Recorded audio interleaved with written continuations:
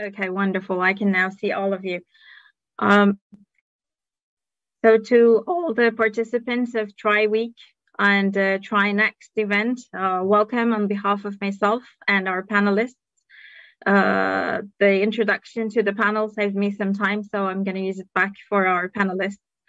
To start with, I'd like to say that the Trai Week theme this year is game is changing, and it really is changing. So I have done a quick look at the Startups Watch recent Q3 results in Turkey, and the numbers look really impressive. So when you look at the number of deals done just in Turkey in the last 9 months, you can actually see more than 200 deals, 206 to be precise, and which corresponds to $1.4 billion. And the number of deals in Turkey is an all-time record. So the game is really changing also on the investment side, also on the startup ecosystem in this region. At least the numbers say so. And last but not least, when you look at the investor landscape, that's also changing. Corporates and corporate venture capitals have been investing as well. So you can see in every 3 deals, one corporate or CVC taking part. And when it comes to AI, I've of course done my work. I've taken a look at the numbers in AI. So in the last 9 months, we have seen 21 deals in the AI domain, which is a pretty good number. And I've also done my work looking at the deep tech, because usually deep tech and AI sometimes converge. So, and there were 24 deals in deep tech. So ladies and gentlemen, the game is really changing, but the game is not changing alone. So startup ecosystem is flourishing, but it's flourishing together with the investors. So today I have 3 gentlemen with me who are actually experts in their fields, and they have their fair share of investment stories that they're going to tell us. And without further ado, I'd like to of course ask them to introduce themselves, but let's not have it in a boring way. Let's hear from them, but let's hear their stories. So let's start and then go in line. So Gerod, welcome. How did you find yourself in the world of startups and investing? Yeah, well, thanks for having me. I spent most of my career, or almost 20 years in the technology industry, but working for big companies.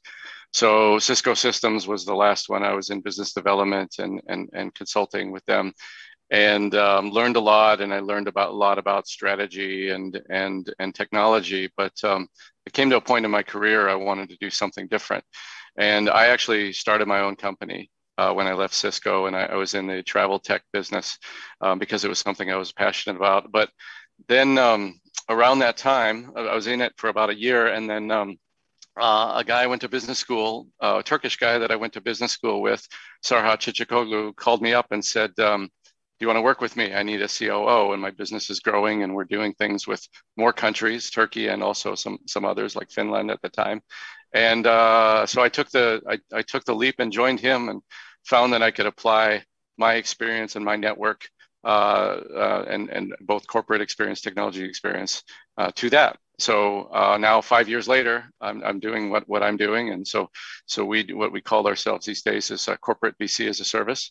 So we work with both startups as well as corporations and family offices and run our programs together, such as operating the investment track on the Trai Next program this week.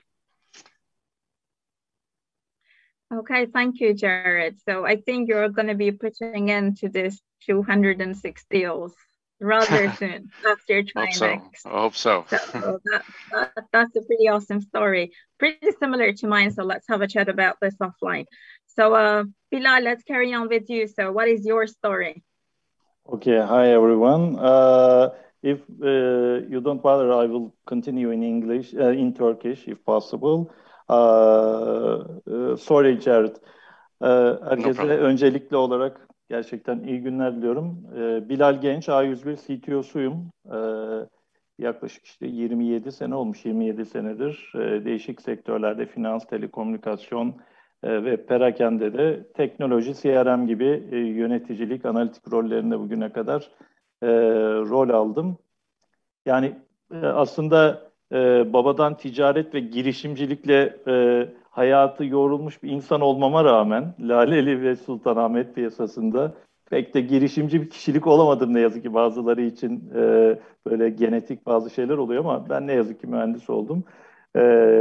Ama girişimci de sayılmam, yatırımcı da sayılmam fakat bugüne kadar ki içinde bulunduğum şirket grupları içinde hep girişimcilik konusu, yatırım, bu tür inisiyatifler doğal olarak hep önümüze çıktı ve değişik inisiyatiflerde de görevler aldım.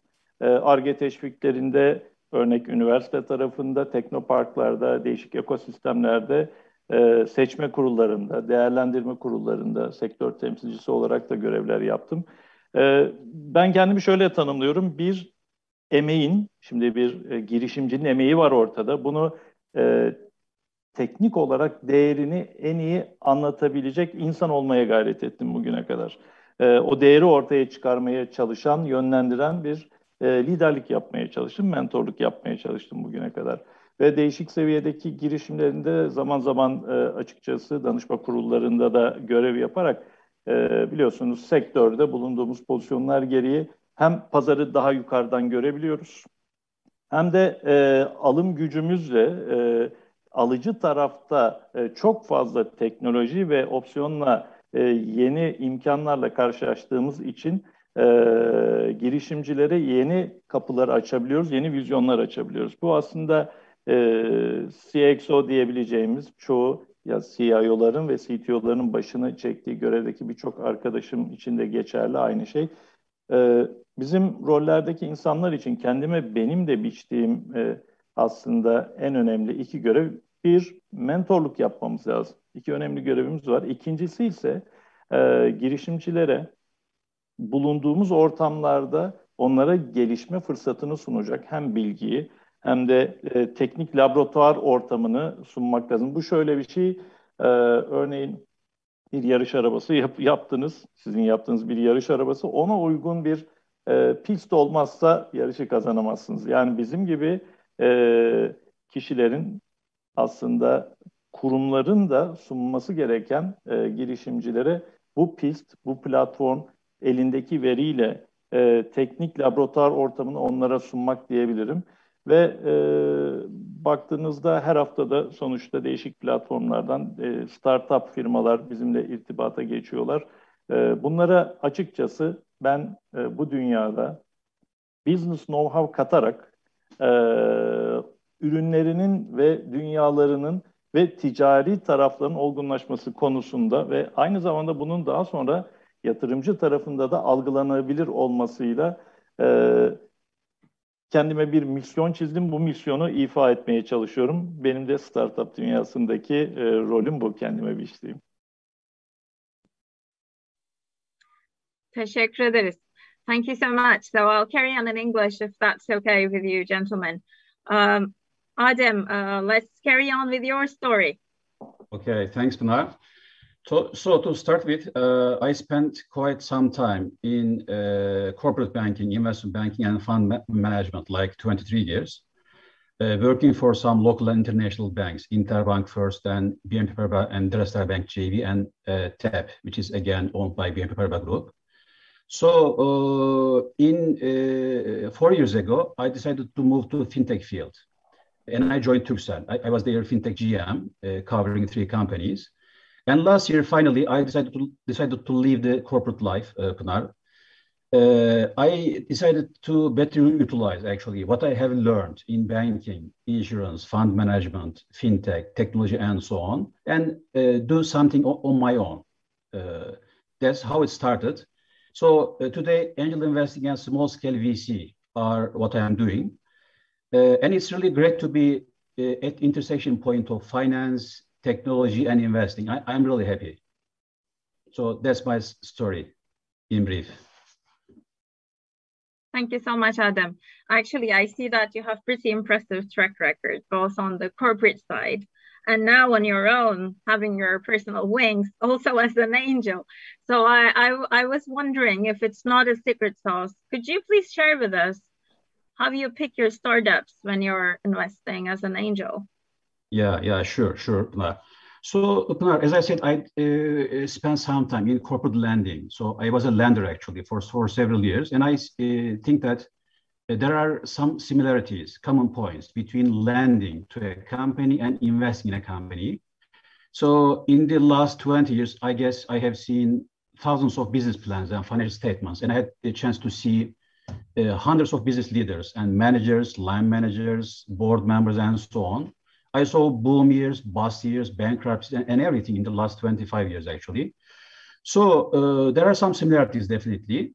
What I try to do, or what my angel network, şirket ortağım, what we try to do is, we focus more on people. Everybody thinks that people are the key, entrepreneurs, managers, C-level, and so on. But we really try to focus more on people. So their capabilities, backgrounds, their commitment to their company, and most importantly, their integrity. This is really key. At banking, the first thing they taught us 25 years ago at Interbank was that you have to know the founders and the bosses and the C-level people.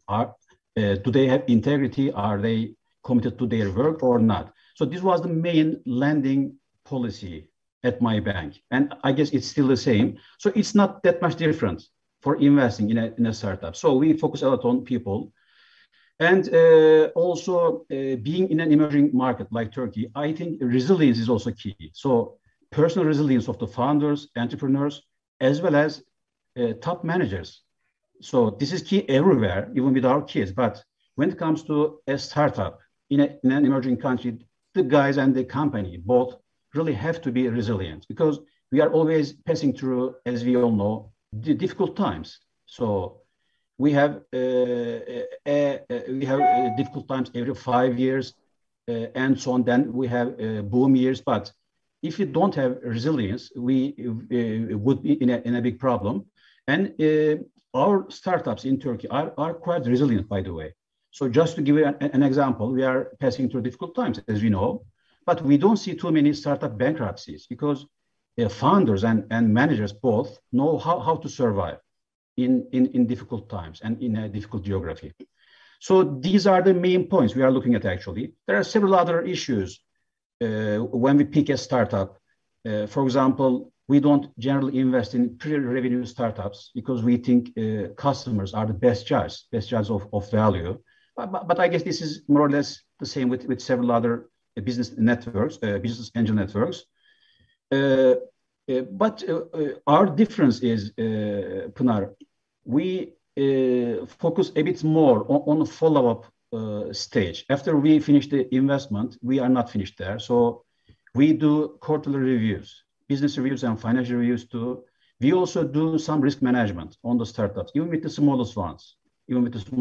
For example, we see if there is any court case against our investment, for example, or if there are any tax issues, if the entrepreneurs or the managers need any help on top of typical classical mentoring. So we try to cover all these points like a small scale VC, actually. That's why I say what we are doing is angel investing plus some small scale VC. So these are the main points, actually, Pınar, we are looking at. Thank you so much, Adem. This is actually quite insightful. So you say people and resilience, and you're putting smart money, definitely smarter money into the picture. So exactly. I'm actually going to move on to Gerod. So I'll go with the very same question. Well, of course, on your side, the story is probably slightly different. So do you have any do's and don'ts on your side, especially when it comes to de-risking the startups? Because that's not easy. Yeah, I guess, well, let me start with, because I think the ultimate measures of selecting startups, I think, are very similar to what Adem said. I think our process on how we do that is rather unique, and I can share a little of that secret sauce and then get into the do's and don'ts in a second. Because first, like the customer validation, because one side of our platform is our corporate partners, it's really important to understand their priorities, because those priorities will feed into our selection. If we can't find startups that meet their priorities, then we can't be successful. But also, we could say try to pick startups that we like. But if they can't find customers, then they're probably not a product market fit. So that customer validation is extremely important, and it's built into our model because it's from the customer part. Sometimes the actual corporate can, because we only work with B2B startups, the corporate can actually come up with the idea, and that can shape what give the startups a little bit of a pivot that maybe they can focus more on the right problem.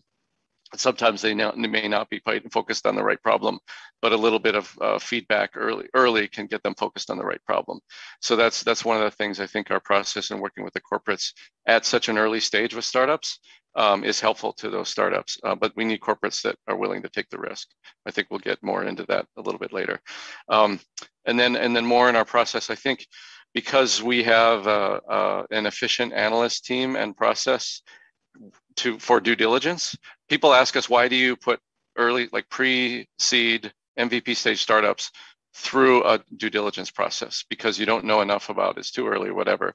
But the process itself is a way to test the people, and it's a way to test the idea and their hypothesis on the market and the business plan. So just the going through the process gives us much better insights on the founders, their character, as Adem mentioned, their focus, their capabilities, are there gaps in the team, and all of that. And if we put them through that process and get them building a strong financial model, a strong go-to-market model, even though they may be doing lots of iterations, that gives us a lot of insight into that team that can help us on selection. Just going through the process, that if we didn't do that, we wouldn't know the people well enough. The other de-risking thing is we also like to kind of work not in revenue, but post. We don't want to take R&D risk. And one of the great things about working in ecosystems like Turkey is there's a lot of good R&D resources that startups can get to a MVP stage without raising money, because they have access to certain government R&D programs and university research. So the R&D risk is a lot of that is past, and we can just focus on the market risk, and that's where I think we're better at that than the R&D risk.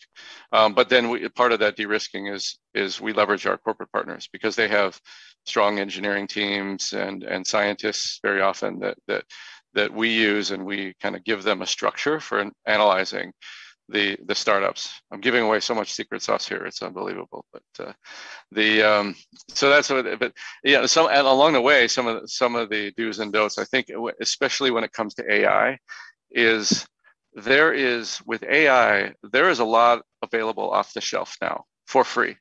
So you can do things like with computer vision, you can do age and gender detection. You can do, anomaly detection with a variety of methods. That it's easy to find startups that are applying off-the-shelf methods to problems, but are not really defensible. They can't really build a moat and protect their IP, because they don't really have really unique IP. They're just applying off-the-shelf things to customer problems. So the trick is finding startups that are really developing their own IP, their own processes to problems that can scale, because you can do something unique that's very unique to a customer. But if you have to do something entirely different for the next customer, you're a project company. And the distinguishing between the product companies that have unique, even if they're using off-the-shelf, commonly available technologies, but if they're applying them in new ways and developing new methods and processes, but can do that for 1,000 customers instead of one customer, that's the sweet spot. And I think that's one of the things, the real do's and don'ts when it comes to AI is finding those AI startups rather than the ones that are really either project companies or copycats of other international startups. Thank you, Gerod. I have taken mental notes of every piece of your secret sauce, believe me. And I think on the AI side, you're definitely right. So I think novel and scalable is the way to go. So this is the game, and the game is changing towards that side. So a lot of things have become quite commodity, and that's readily available. Yep. All right, so I'll now switch to Turkish to ask my question to Bilal. Bilal Bey, sizinle Türkçe devam edelim. Biliyoruz A101 çok güzel işler yapıyor bu tarafta. Başta da bahsettiniz. Hem Ar-Ge dünyasında gelişimleri sağlamak için hem inovasyon laboratuvarlarınızda girişimleri açarak ama aynı zamanda da yatırımlara da giriştiğinizi biliyoruz.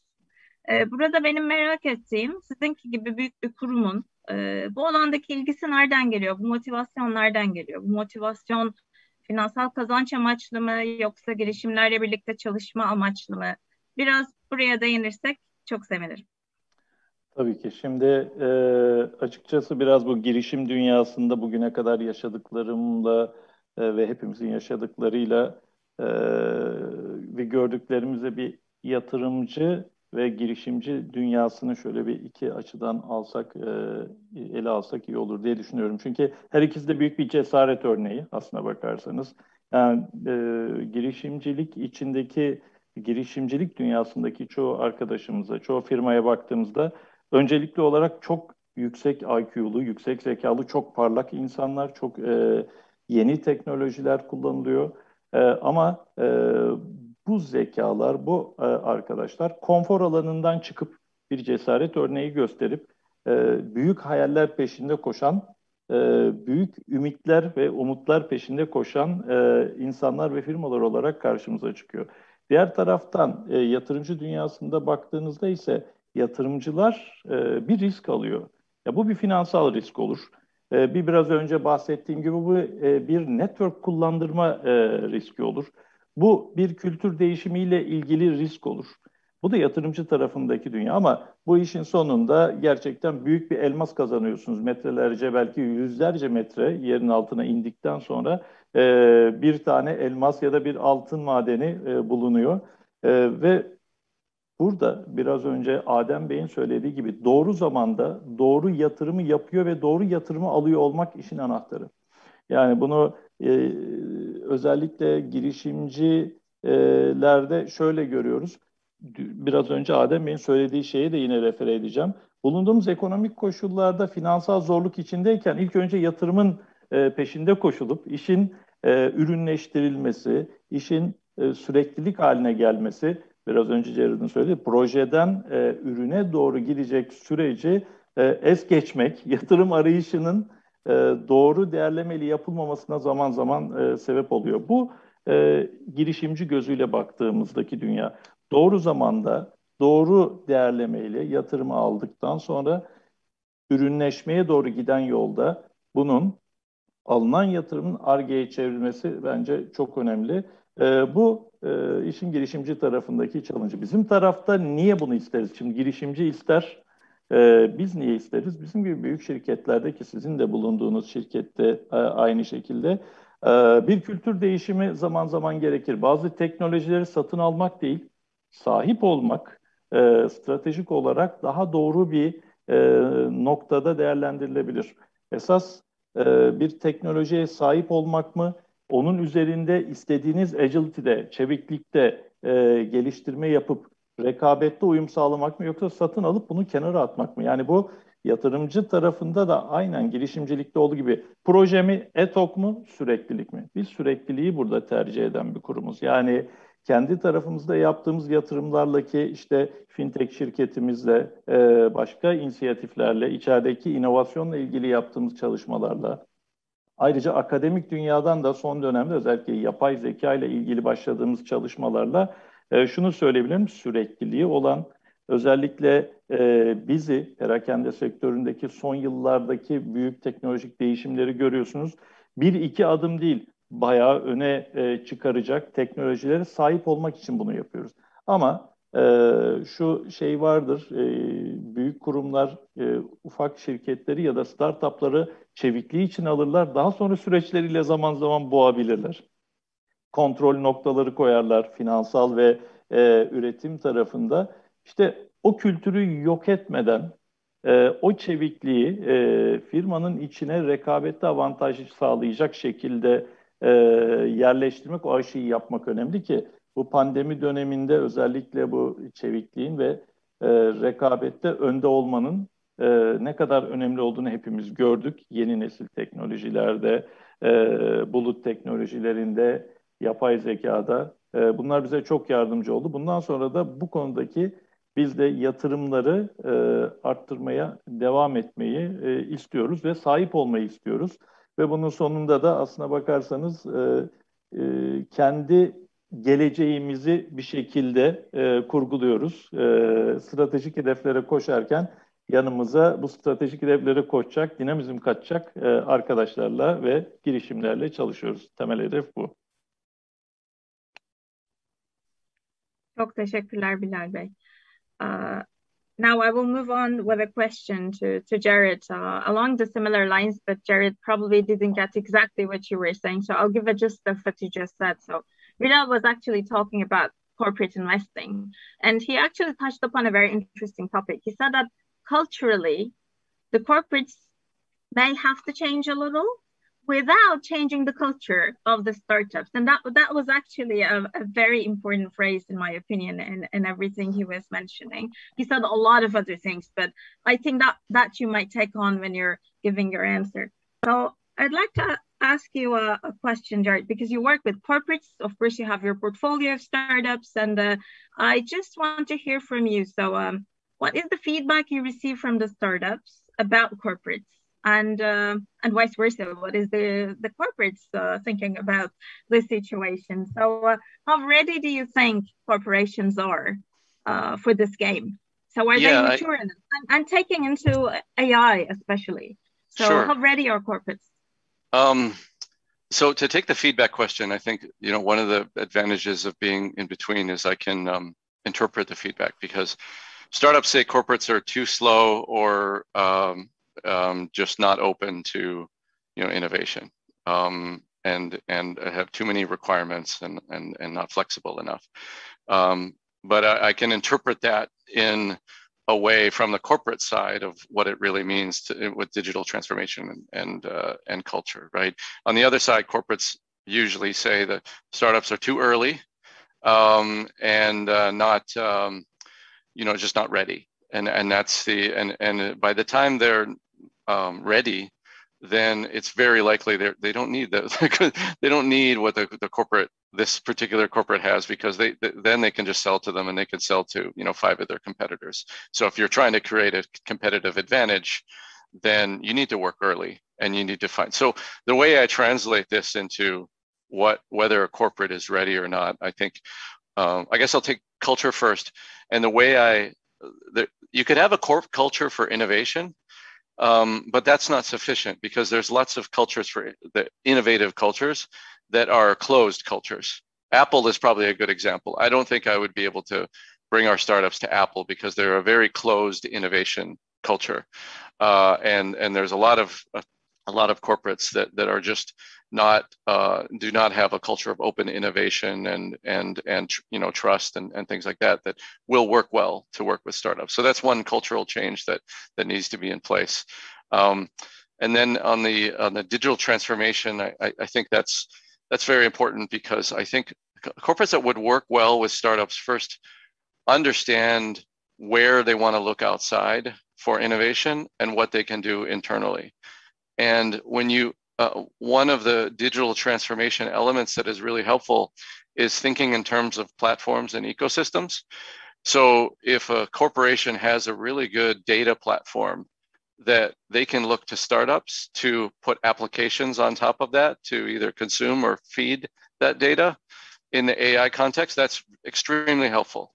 If they don't have a data platform, if the data is in silos, if the data is not even available because they're not getting consumer data in their brick and mortar operations, like maybe in retail, and Bilal may have mentioned that, then sometimes it's just impossible because you can't get the data. But if you've done something to build a strong data platform, then you can have an ecosystem around it.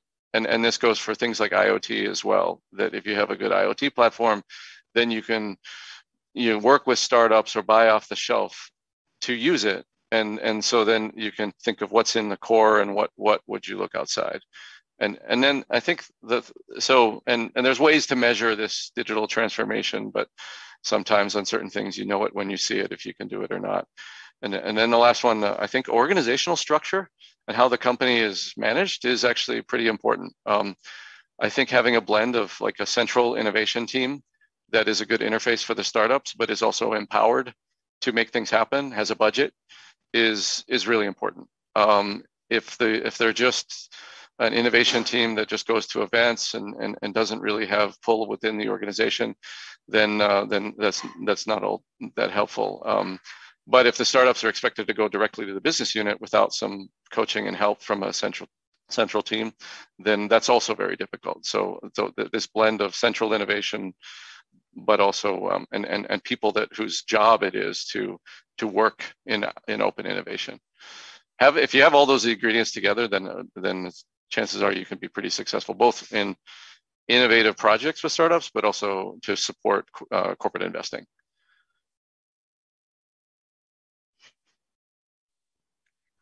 Thank you so much, Gerod. That all makes sense to me so much. So I can definitely. You live that world. I live that world, exactly. Yeah. So coming from the corporate side of a gigantic company with 28 plants around the globe, I can tell you that data is scattered and data is not in one platform, that's for sure. And it goes for most of the large enterprises. Mm-hmm. But yes, I think data maturity, digital maturity, and scaling gets along the company, and moving from an innovation push to innovation pull is actually key to make all of this happen. Not only co-innovating, startup collaboration, but also, yes, for investing as well. So I second every sentence you just said. So, all right. So let's move on with a similar question, actually along the same lines, because well, I'm a bit biased because this topic is interesting for me. So I'm sorry, I'm the moderator, so I keep the question. So Adem, you have actually quite long history in corporates, and you were on the corporate side of the game for long. Now you're on the investor side. So what's your take on this, on the same question? So how do you see the corporate side of the investing landscape? Mm-hmm. Thanks, Pınar. So Pınar, if you allow me, let me give some figures about corporate investors landscape. So we have 26 private corporates and corporate venture capitals, CVCs, 16 business angels networks, 40 VCs, and 110 VC funds set up by asset managers. So you can add 61 technoparks, universities, crowdfunding platforms, so on and so forth to this list. So in total, we have 270 players. This is a lot, actually. But when we look at the activity, real activity, it's a bit lower than expected. It's a bit lower than expected. The activity is rising, VC activity is rising, new funding is rising. We are seeing new exits and so on.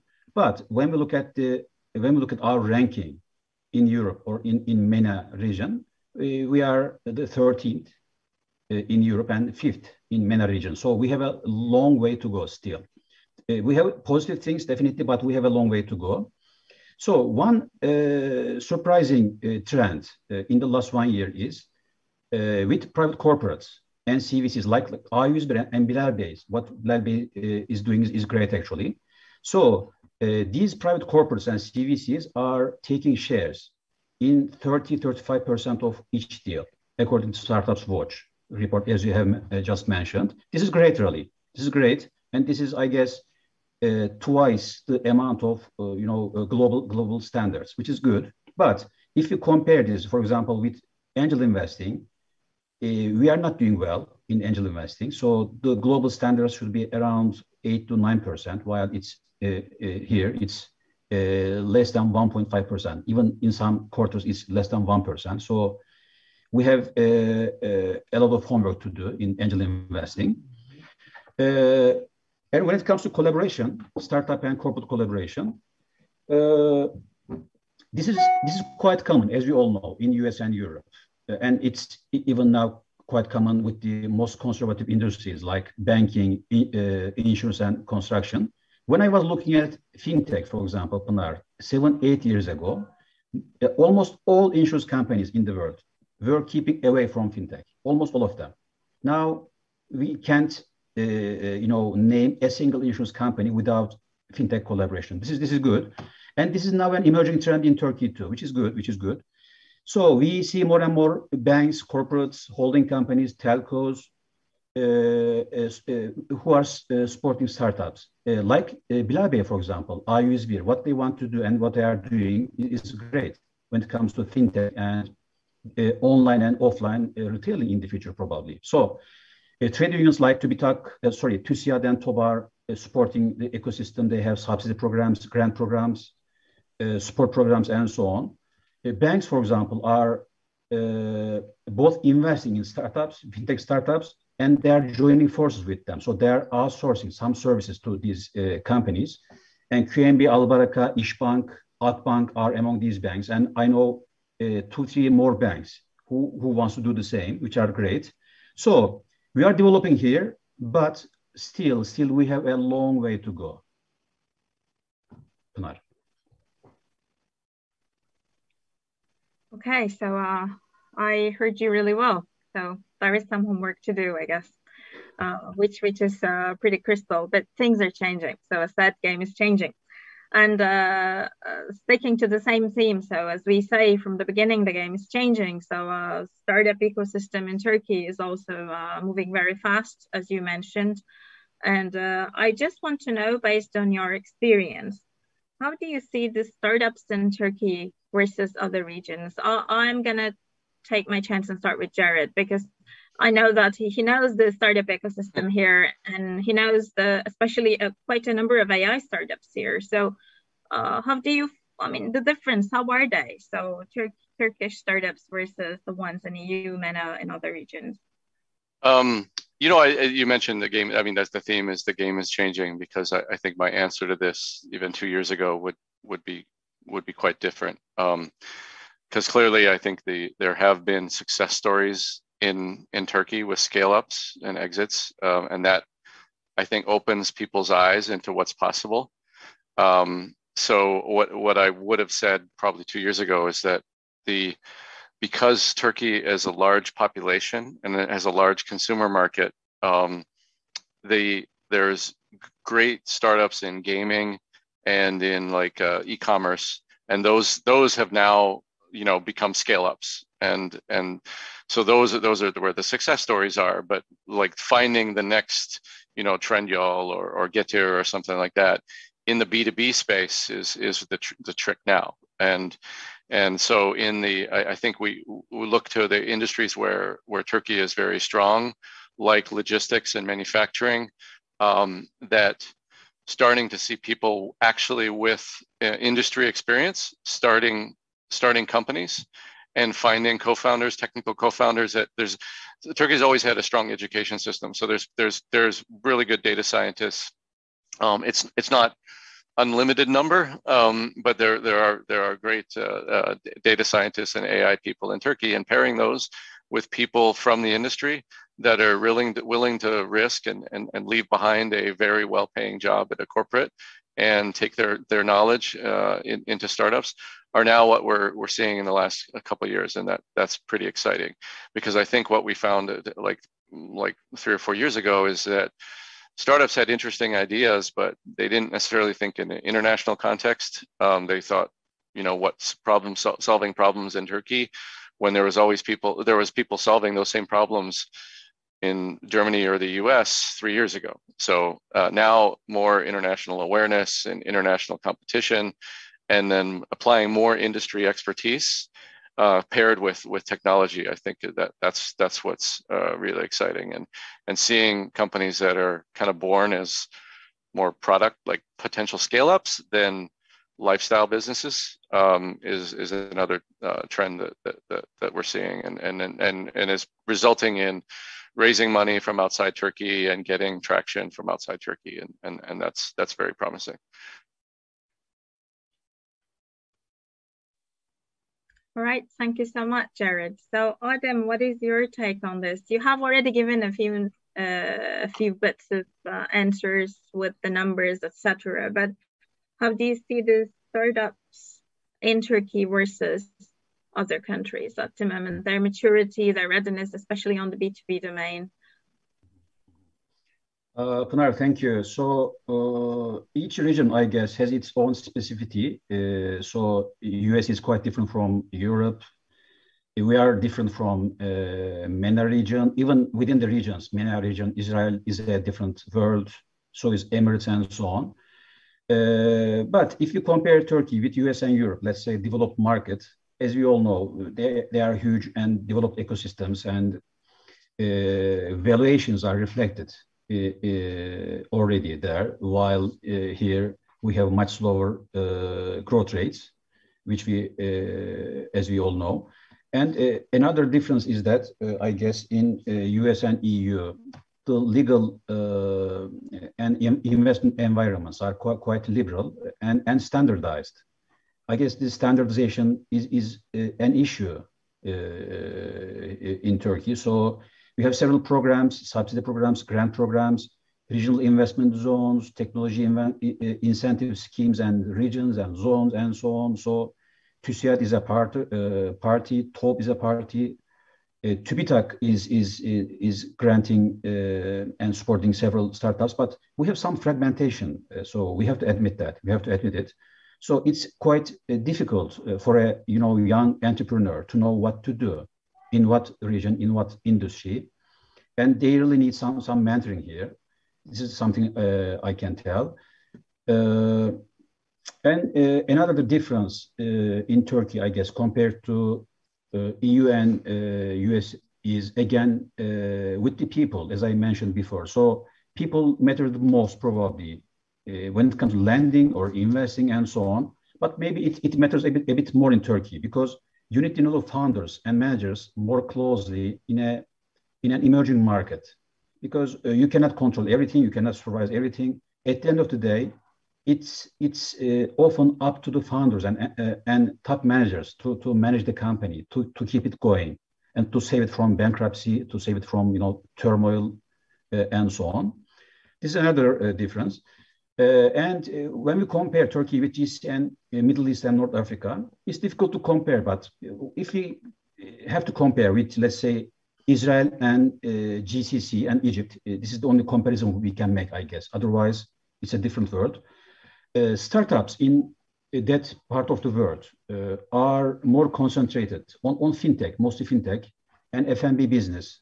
So they focus on these two verticals, while we are much more developed and diversified in Turkey, which is quite good. So we are doing quite well in gaming, fintech, e-commerce, AI startups are developing and so on. So we are doing much better here, I guess. And another difference is government support. So as I mentioned before, we have several government support schemes, government or semi-governmental support schemes. We have really a lot. So you can see Turkish technology minister spending really quite some time visiting incubation centers, scale-up programs, visiting TV channels, factories, everywhere. But we have a fragmentation there. So we have to keep it together. And just to compare our system with Israel and Emirates, for example, they have governmental and semi-governmental support schemes too, and they seem to be operating more efficiently than ours. So their funding supports, networking supports, logistics supports, and so on seem to be much more efficient than ours. So we have to admit it, and we have to take some, I guess, steps to overcome these issues. These are the main things I can tell you right now. Thank you, Adem. I think that these were very valuable insights, especially coming to the very last bit you repeatedly kept saying in terms of standardizing the context of reaching funds, either governmental or semi-governmental. I mean, I can give you an example from a very large corporation, Arçelik. I mean, we have the sources, human resources, and all others, where we can focus on getting the right R&D incentives. Even we have sometimes our, problems in finding our way in all of this complexity, because there are a lot of schemes, but it's not very easy to find your way in that. So one really needs extra consulting. So, and I cannot picture the life of young entrepreneurs who just, fall into the world of focusing on their R&D and at the same time looking for funds for that R&D. It must be really quite difficult. So there needs to be a better way of standardizing all of this and making it a lot easier to understand and interpret. Exactly. I fully second that. I fully second that. And you are the R&D leader and innovation leader in Turkey in terms of patents and so on. I know it. So even Yes, you right. have these issues from time to time. Yeah. Well, yeah, I mean, I wouldn't say we have big issues, but we do have teams to actually focus on this and then help us find our way. And with that, having said that, I will move to our next speaker, Bilal Bey. Sizin bu konuda çok deneyiminiz var aslında, bu hani Ar-Ge teşvikleri vesaire diye başlamıştınız zaten konuşmaya. Tam da bunun üstüne aslında benzer şeyleri konuştuk. Bu tarafta hani Türkiye'deki durumu diğer bölgelerin durumlarıyla karşılaştırabilecek bir şeyiniz var mı, deneyiminiz var mı? Ya da Türkiye'deki durumu siz nasıl değerlendiriyorsunuz? Şimdi Girişimlerin, fonlara erişimi, yatırımlara erişimi vesaire konusunda özellikle. Adem Bey de aslında çok güzel lokal bir şey aldım oradan, yorum aldım. Aynı yorumlara şöyle sahibim. Gördüğümüz işte ne bileyim yatırımcıların hepsinin değişik gruplarda, değişik birlikteliklerle yatırımları yönettiğini görüyorum aslında. Bu bir açıdan hatta yatırımcı başına yapılan ya da girişimci başına yapılan yatırımların oranına baktığımda ortaya konan sermaye ile girişimci başına yapılan yatırım arasında ciddi farklılıklar var. Ege'de lokal bir tane var, bir üniversitenin bünyesinde var falan gibi birçok şey var. Ama hızlı başladığımızı görüyorum Türkiye'de en azından startupları destekleme, girişimciliği destekleme açısından ben oldukça hızlı gittiğimizi düşünüyorum. Bu da standartlaşma evet bir problem olarak karşımızda var ama her şeyi de her zaman olduğu gibi devletten beklememek lazım. Amerikan sistemi içinde temelde çok büyük bir anayasa olsa da aslında kuralları insanlar kuruyor ve ortaya çıkan de facto durumdan aslında yasalar ya da kurallar ortaya çıkıyor gibi görüyorum. İsrail'e yıllar önce gittiğimde bir güvenlik şeyinde fuarında demek üzerinden yaklaşık 10-12 sene kadar vakit geçmiş. Oradaki şu an bu startupların çıktığı nokta açısından söylüyorum. İvme'nin aslında yıllardan beri yapılan Ar-Ge yatırımlarından kaynaklandığını, o ruhun, o Ar-Ge'lerdeki yüzlerce mühendisin mesela bir şirkette daha sonra dağılıp onların belki ileride startuplar kurduğunu ve bunu evrimleştirdiklerini gördüm. Bu bizim belki bir sonraki evrede geleceğimiz nokta olabilir. Yani perakende dünyasında şey vardır, rafların doluluğu, dolu olması, stok optimizasyonu en önemli problemlerden biridir. Şimdi bunu çözmek için değişik görüntü işleme teknolojileri, yapay zeka uygulamaları vesaire kullanılır. Hala daha tabii maliyet olarak beklediğimiz seviyelerde olmasa da İsrail'deki firmaların savunma sanayinden bu teknolojileri getirerek ucuzlaştırdıklarını gördüm. Evvelki sene pandemi öncesinde Hollanda'daki bir perakende teknoloji fuarında. Türkiye'de bu yoldan gidecek bir iki tane de aslında gelmeden önce aklımda kalan akademik bir makaleden şeyi de paylaşmak isterim. Türkiye'de girişimcilik aslına bakarsanız ruh olarak dünya ortalamasının üzerinde hatta Startup Market diye bir profesör bayanın bir şeyi de onun bir linkini isteyenlere daha sonra gönderirim. 18-24 yaşları arasındaki 18-64 yaş arasındaki ben girişimci olabilirim, ben çalışabilirim diyen insanların %40'ından fazlasının yani aslında baktığınızda yarıya yakınının bir girişime hayatları boyunca girdiğini ve bundan sonraki 3 yıl içinde ben girebilirim diye içinde bir azim ve motivasyon olduğunu görüyorsunuz araştırma göre. Aynı kriterlere göre Avrupa ve dünyada bu ivme yok. Yani bu ivme bizi çok acayip bir noktaya götürebilir diye düşünüyorum. Ve girişimciliğin Türkiye'de baktığınızda yeni mezun arkadaşlarda özellikle görüyorum. Bizim şimdi bunu söylerken yaşlılığımız da ortaya çıkıyor ama bizim zamanımızda bir kurumsal yerde işe girmek, bir title almak önemliyken artık LinkedIn'de entrepreneur diye direkt olarak kendisini ya da CEO of x.com falan gibi ünvanları gördüğünüzde artık Türkiye'de de dünyanın üzerinde belki bir kariyer seçeneği olarak girişimciliğin olduğunu görürüz. Bu da sayılarla o dediğim makalede destekleniyor. Ve Türkiye'de çok enteresan geldi. Kadın girişimcilik ihtiyaca binaen değil. Erkekler daha ağırlıklı olarak baktığınızda biraz daha koşullara bağlı olarak kendisini girişimciliğin içinde bulurken kadınlarda bu bir tercih ve bir hedef. Yani gerçekten kadınlarımız burada yüksek motivasyona sahip gördüğümüz kadarıyla ve çok güzel projeler, güzel ileriye dönük girişimler çıkacağına ve çıktığını görüyoruz, çıkacağına da eminim. Siz de Koç grubu bünyesindesiniz. Bir yine Harvard, özür dilerim, bir makaleden, KPMG'nin bir raporundan da evet, KPMG'nin bir raporundan alınmış bir şeyi hatırlıyorum. Türkiye'de insanlar yatırımlarda anahtar başarı faktörünü öncelikli olarak ekip, %60'lar falan gibi oran, %60 nereden aklımda kalıyor? Rahmetli Vehbi Koç'a soruyorlar, başarıyı getiren nedir? %60 insandır diyor. Ekip ve insan, bu istatistik Türkiye'de hala devam ediyor. Fikir, iş modeli en tepedeki 3 kritik başarı faktörüyken mesela Amerika'da aynı rapora göre zamanlama, doğru zamanda doğru işi yapıyor olmak, ekip kuruyor ve fikir yaratıyor olmak daha öncelikli. Bizde fikir ve finans, iş modeli daha altlarda kalıyor. Yani bu da demek oluyor ki biz daha ekipçiyiz, daha insana değer veriyoruz. Biraz daha o biraz önce Adem Bey'in söylediği gibi standartlaşma, bir sistematiği ve doğru zamanlamayı, rekabeti de işin içine katarak girişimciliği bir sonraki adıma getirmemiz gerektiğini gösteriyor. Bu rakamlar benim gördüğüm kadarıyla. Covid'le beraber zaten çok üzerine konuştuk ama yapay zeka ile ilgili yatırımlar ya da girişimlerin %30-35'ler civarında olduğu aynı KPMG'nin lokal raporunda gözüküyordu.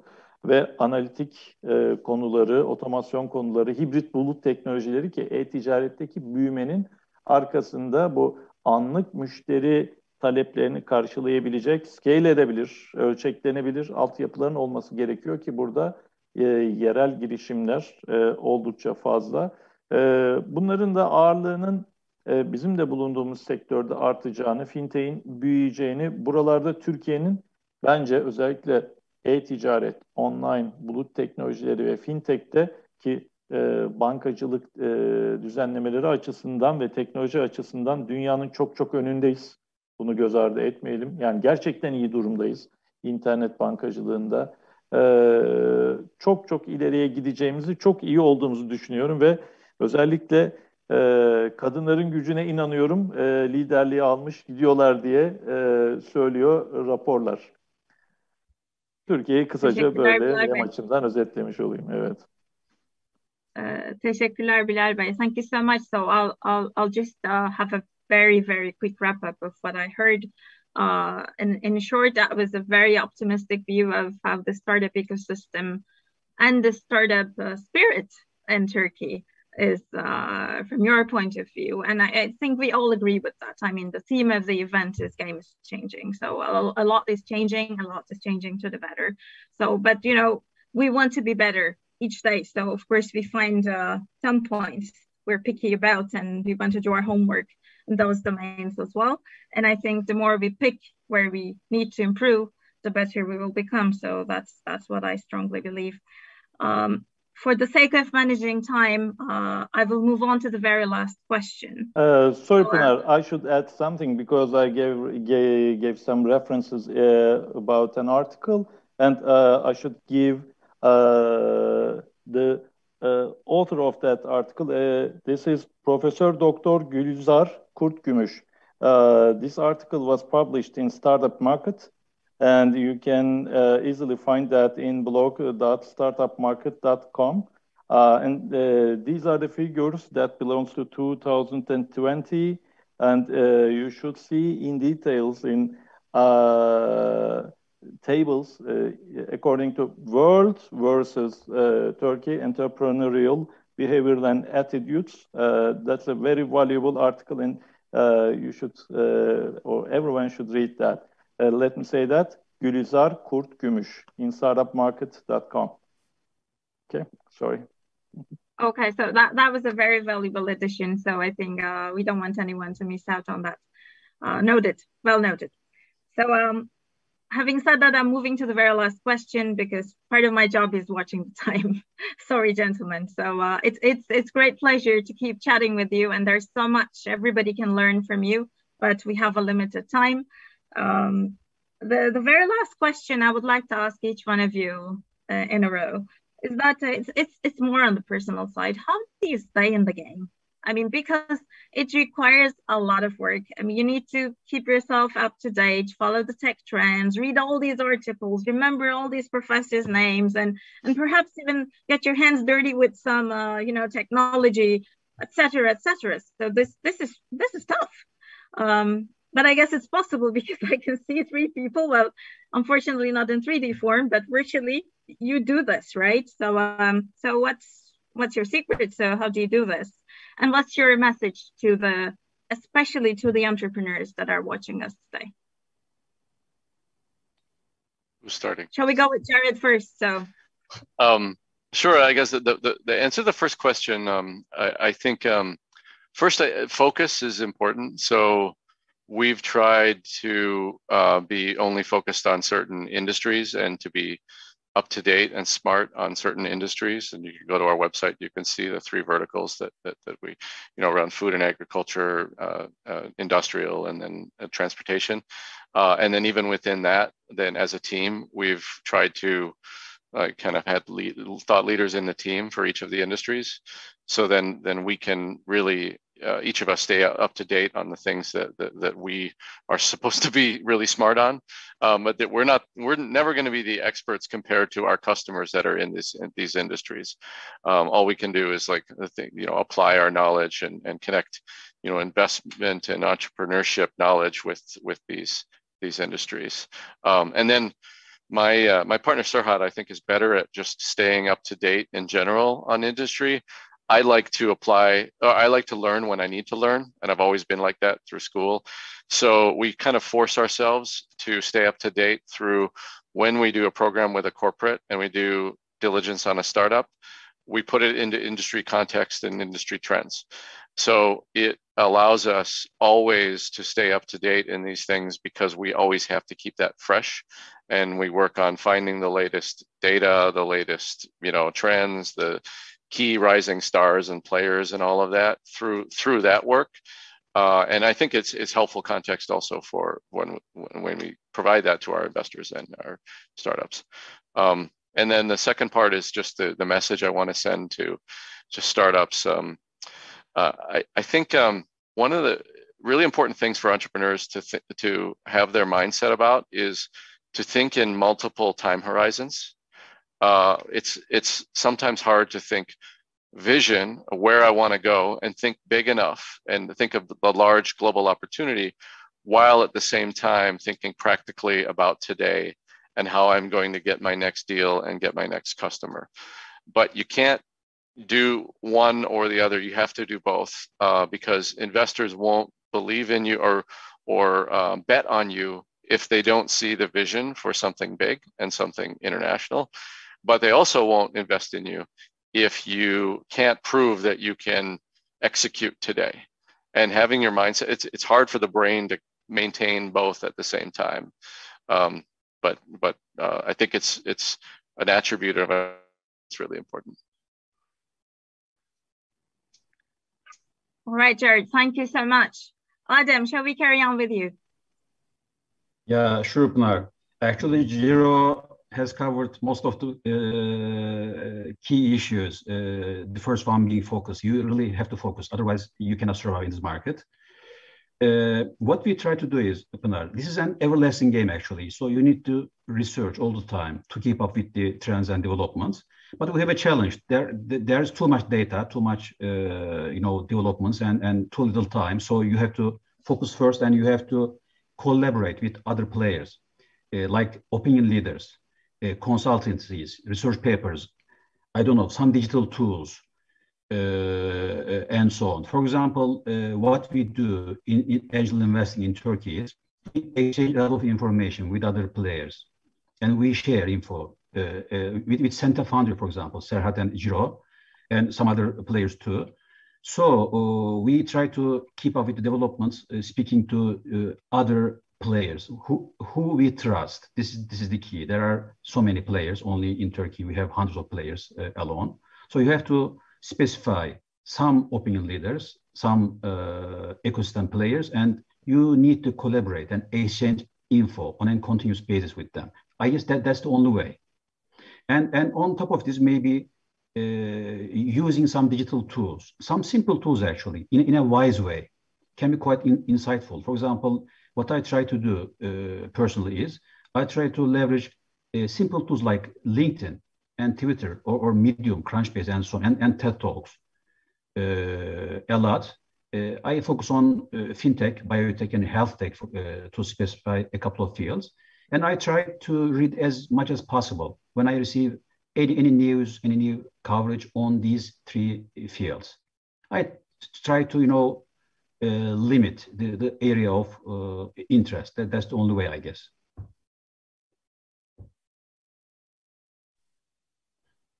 Okay.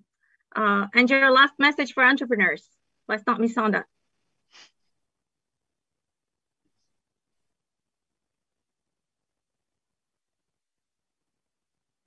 Did you call for Gerod or me? Okay. No, I was actually calling on Adam's because I think he missed on giving us the last message for the entrepreneurs, okay. which I find really, really valuable. Okay, sure.